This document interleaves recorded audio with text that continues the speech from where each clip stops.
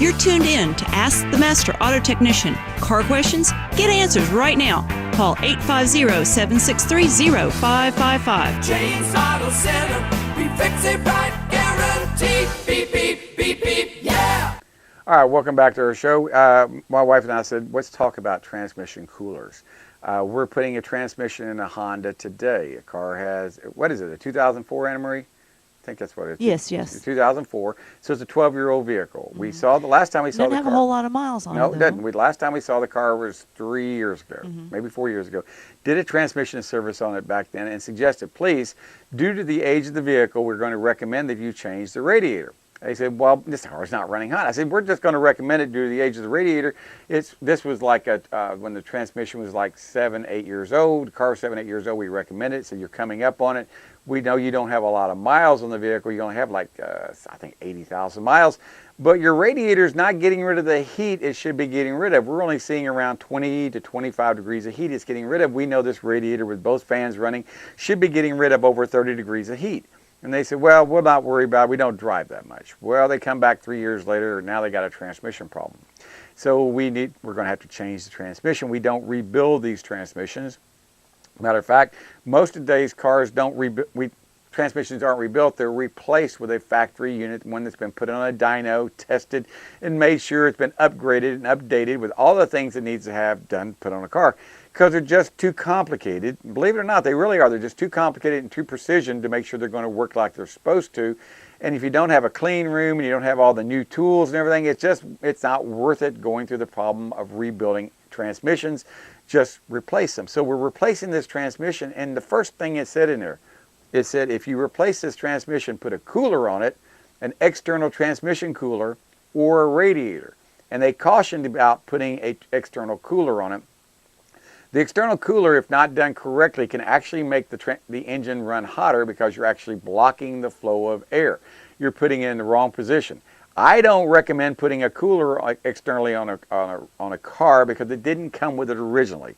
And what you end up doing is normally you put it in the wrong spot, you end up adding more heat to the radiator and actually defeating the purpose. You may save the radiator, but you actually end up putting more heat on the condenser, making the air compressor work harder, the air conditioning compressor work harder, and you're going to end up damaging it. So where would be a good place to put a transmission cooler? Say if you don't recommend them for cars, well, how about trucks? People haul, trailers and stuff, and if they can be put far enough ahead where they're not attached to the condenser, where enough air would go over it without blocking the flow of air going to the condenser. So you need, what, a quarter of an inch? No, you need it. I'd put it about 4 or 5 inches away, and that's what a lot of people, like trucks. If you go look at trucks that have external coolers, you'll see the external cooler is 3 to 5 inches away from the condenser, ahead of the condenser, so it hits the air first, and it doesn't put a lot of heat back in the condenser.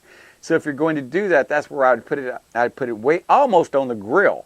I would put it almost that far up there if you could get away with doing it. But that's how manufacturers, if they're putting an external auxiliary transmission cooler on, they put it way ahead of the condenser, about 3 to 5 inches.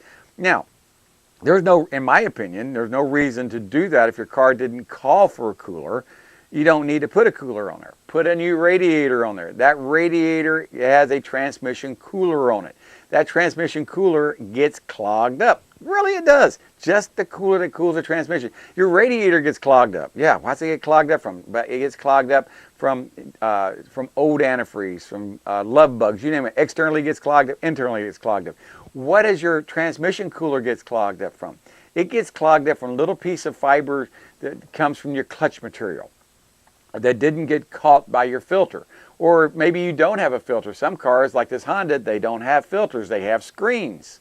That's all they have, is screens to catch the big things. So little fine particles can get past the screen and get lodged up in the cooler. And that's why they recommend a service every 30,000 miles. Yes, and the service, believe it or not, one of the services that a lot of people don't realize, if you have a transmission cooler on your radiator, is to actually back flush the transmission cooler. It's really not hard to do. We just take both lines out, take a flush gun with solvent in it, and just flush it backwards. and blow it backwards and catch all that comes out. And you'd be surprised what comes out of a cooler. If you backflow it, if you actually take the lines off, see which way it goes, backflow it backwards, backflush it, and catch what comes out of it, you will see big old black chunks of stuff that come out of the transmission that get lodged in the cooler, and that's what tears up your transmission. That's why that's why if you can change your transmission, change your radiator every 100,000 miles or every 10 years, you will save your transmission. You change your transmission fluid every 30 to 40,000 miles, you won't be replacing your transmission at 110,000 miles. I don't know how many cars that come in here. We had one come in 150,000 miles on the vehicle yesterday. He's probably going to need a transmission at 150,000 miles. And one of the reasons it's probably going to need a transmission is the only reason I can think of is the radiator is the original radiator in that vehicle, and it's about a 12-year-old car.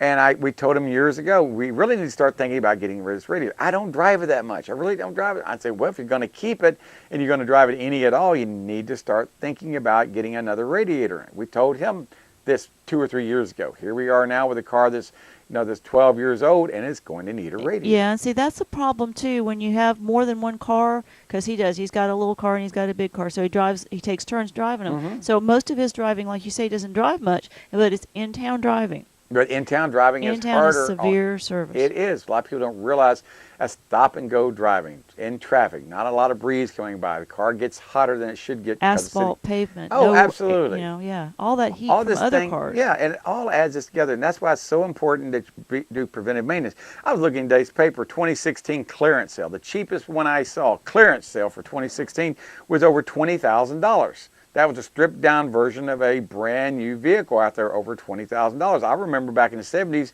when brand new cars like Corvettes were $7,000. Well, here we are, a Corvette now. What's Corvette now running? $80,000? It gets rather expensive. Of course, they got a lot more bells and whistles than they used to have on them. But your second most expensive investment besides your home is your car. Take care of your car. One of the ways a lot of people say they don't think about their car having a problem until the first 4 or 5 years.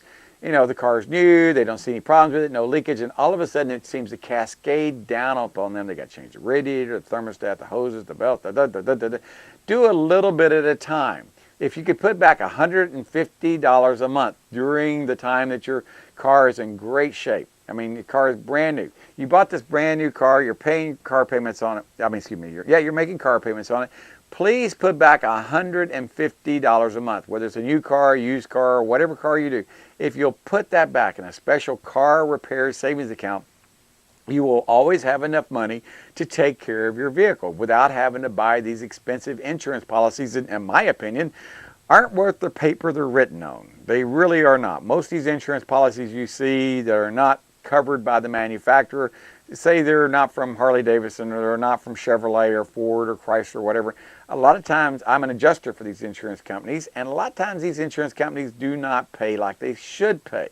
They end up giving you a false sense of security, and you end up paying more out of your pocket than you thought you should have. They said, look, all you have to pay is a deductible and this. No, they don't. It doesn't work that way. You end up paying the taxes, you end up paying the fluid, you end up paying the difference that the insurance company will pay and what they won't pay that the repair shop charges. That's right. You end up paying the difference, and a lot of times the insurance policy only covers about half of what they say the bill is. You got a $1,000 bill, you would think they'd cover all of it, but the deductible, reality is they're going to cover about half of it. Yeah, well, see, we're finding that out now with health insurance. People used to argue that fact with me about, well, my health insurance pays everything after I pay my deductible. Yeah. I said, well, that's insurance companies are in it to stay in business. They're in it to keep as much money as they possibly can and give you the sense of security that you're asking for by giving them the premium. Well, I know when they ask me when I go to the doctor, you want us to file your insurance for you? I go, what for? I mean, really, I got a $6,500 deductible on and if I've been very sickly and have to go to the doctor or whatever, I wouldn't even have half that much in a deductible. So I buy insurance for just the sake of having insurance in case something major catastrophic happens to me. But I don't understand how a lot of people, families out there, they're barely getting by, how they can afford to buy insurance. You know, if they got, it takes two people working, and if you're working two jobs just to make the health insurance policy, you'd probably be better off if one of y'all quit, went on government assistance, and you'd have a better lifestyle. Isn't that a terrible thing to say? But it is. It seems to be that way. If you're not working, you get insurance for free.